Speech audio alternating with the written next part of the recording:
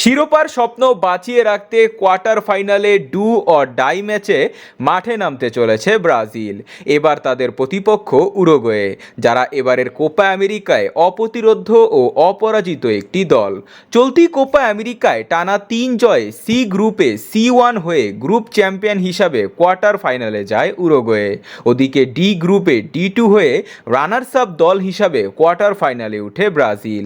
তাই আগামী 7 তারিখ সকাল 7টায় কোয়ার্টার ফাইনালে মুখোমুখি হবে ব্রাজিল ও উরুগুয়ে। দুই দলের জন্যই ম্যাচটি হাই ভোল্টেজ ম্যাচ।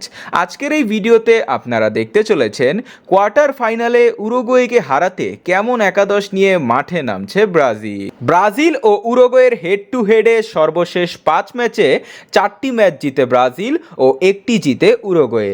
সর্বশেষ দেখা হয়েছিল 2023 বিশ্বকাপ বাছাই পর্বের ম্যাচে, সেখানে 2-0 গোলে হেরে যায় ব্রাজিল।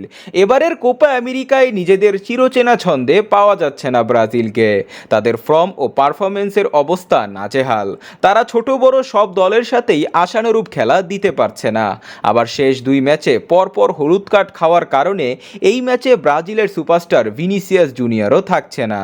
তবে কোপা আমেরিকার মতো স্টেজে ব্রাজিল মোটেও দমে যায়নি। নিজেদের সেরা দল নিয়ে উরুগুয়ের বিপক্ষে এক ভিন্ন পরিকল্পনা করে দল গুছাচ্ছে কোচ ডরিভাল জুনিয়র। তো চলুন দেখে নেওয়া যাক ব্রাজিলের শুরুর একাদশে কারা জায়গা পাচ্ছে।